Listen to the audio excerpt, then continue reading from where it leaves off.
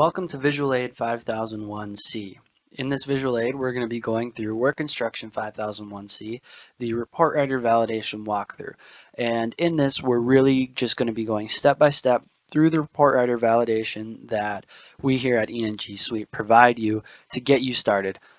This will fully validate everything that ReportRighter can do, which is great, but some people have different requirements for validation at their company. So do what works for you. This is meant to fully encapsulate the ReportRighter validation with any activities that would be necessary. But if you have to reformat it, add in some other test cases, that is totally up to you. So first, it really comes down here to the necessary equipment and resources. That's where we start. In here, it's got some great links to the validation materials that I'm using here, and also just general documentation. All of this validation documentation can be found here or here in the validation or documentation pages. And then you'll also notice down here that we provide a pre-executed validation. So again, it depends on your organization's software validation requirements, but we have already run this validation many times, and we are providing you with 2 of those executions on 2 different computers. To some people that might seem plenty for their organization. Other organizations have different rules, are more strict about it. It's totally up to you, but those are provided if you want to use them in your validation. I highly recommend it. It's already done. Very simple, very easy, and is exactly the process that we are going through in this video. So if you're going to be following this to a T, maybe try to see if you can get away with the pre-executed validation. I highly recommend it. And then in 7, we kind of already touched on this, the validation scope. This tests the functionality of ReportRighter. Everything ReportRighter can do is included in this validation. So I'm not even sure what extra you could validate when it comes to this, unless you do validations for every document template that you create. That's a great idea. I highly recommend it if these are things that your customers are going to be seeing. And then in here, we move on to 8, installation qualification, IQ. Here we are in the software validation protocol for ReportRighter. And really, it starts in section 5 with installation qualification. And here are your test cases. So this up here, that's really kind of describing how to approach this, giving some instructions. And here it says that because ReportRighter is designed to automate report writing, many of the test cases will be automatic, but some need to be performed manually. To make it easier, all automatic test cases will have auto underneath it, or the manual ones will have manual. And when given mutually exclusive options, such as is or is not, circle one of the 2, right? In the IQ, everything will be manual. And some of them will have an is not, some have checkboxes. So in this, I'm going to go through each of these test cases in order to help you go through this. So please follow along with me. All right, so test case 5.1. The ReportRighter group is or is not visible in the upper right-hand corner of the Home tab in Word. So we're in the Home tab, and in the upper right-hand corner, we see we have the ReportRighter group. So we can now go in here and say the ReportRighter group is visible. Now we're going to compare it with the expected. The ReportRighter group is visible, and we have passed our first test case, well on our way to a fully validated ReportRighter. Now we move down to 5.2, and in here it says the ReportRighter contains 3 command buttons. Check all that are present. So import data from Excel, awesome. Insert cell import, great. And insert shape import is up there as well. So again, import data, check. Insert cell import, check. Insert shape import, check. We have passed test case 5.2. Now we'll move on to test case 5.3. The ReportRighter group is or is not visible in the upper right-hand corner of the Home tab in Excel. So now's a really great time to open up that software validation addendum, VA5001, the ReportRighter validation workbook. We already have to go into Excel, so why not open up the file we're going to be using in a little bit. All right, so we're in here and we look at the top right corner of the Home tab, and there we see the ReportRighter group. All right, it is visible. Compare it, it should be visible. Yes, there we go. All right, so 5.4, we're looking for one command button, a compile workbook. And there it is. One command button, compile workbook. We'll check that. And we have finished our IQ, so I'm going to save that. Great. So now we can move on to the OQ. So this is really where we test the functionality of ReportRighter. And because a lot of it is built on user configuration and templating, there's a lot that you as a user have to do here. So even though some of these are they're automatic tests, there's still some user stuff that you've got to do in order to get it to work. And that's all right. It's incredibly easy. It's just like creating a document template. All right, another thing to notice in 6.3 here, it mentions that there's placeholder text that have been entered into the automatic test cases. And so this is going to be replaced. But the reason, so like in 6.1, the reason it says fail here is because we're testing that ReportRighter can import data. So if it imports data, then it'll import the word pass and we get a passing result. But if not, if it doesn't import anything, we want to know that it failed. So it says fail.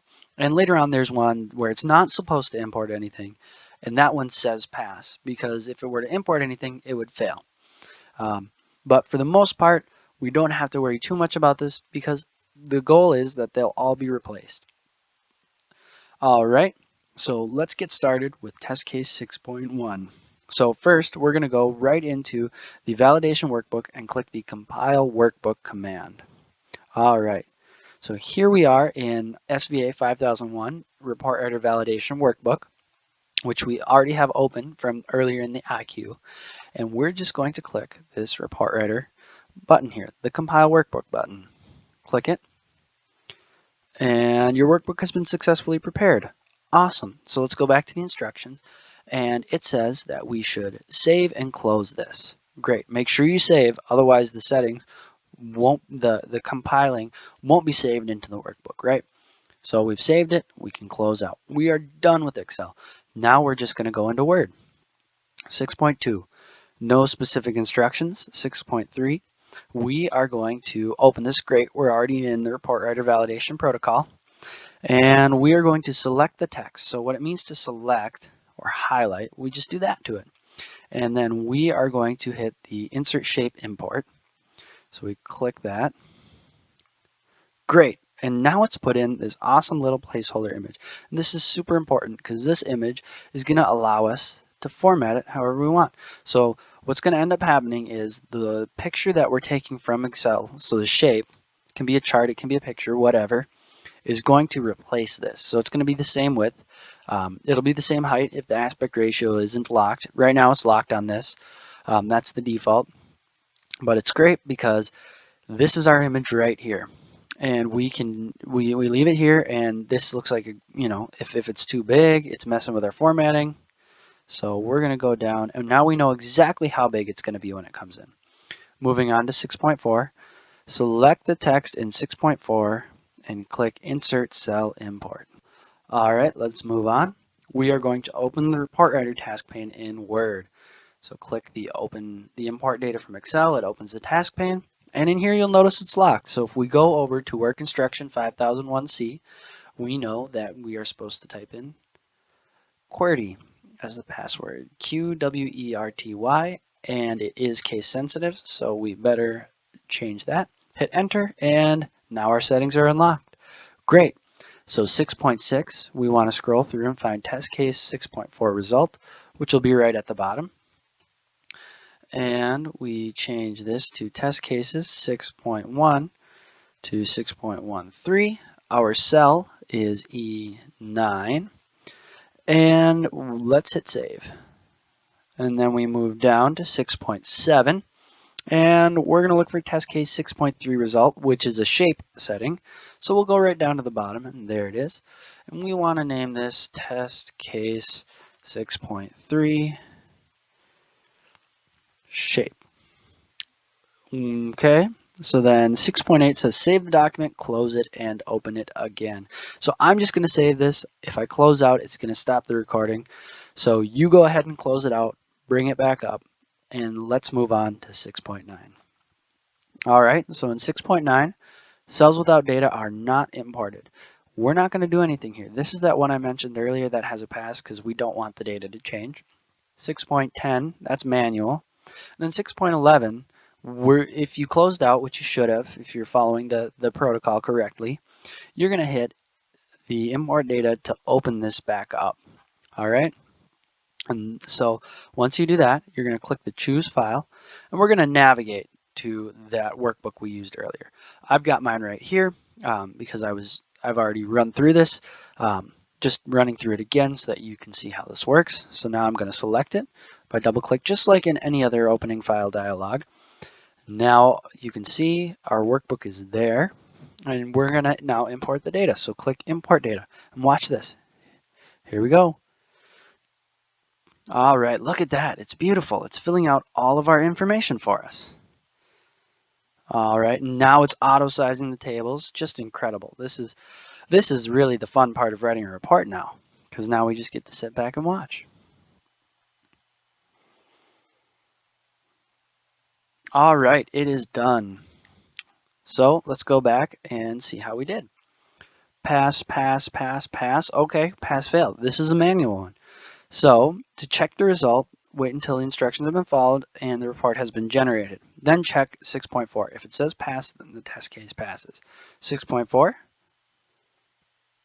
pass. So I accidentally highlighted it all. Oh well, all right. Check the result of 6.5. If it says pass, then this test case passes.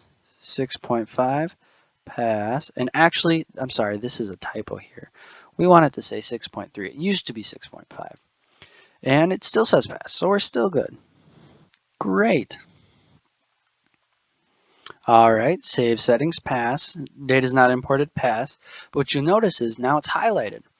I think that has something to do with this other manual case.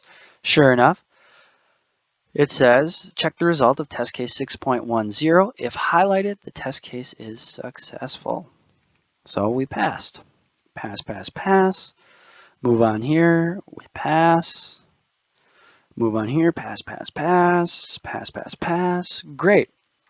Now one more test case, the final, is we have to check to make sure that this move to next import functions correctly. So if we click it, it's scrolling through.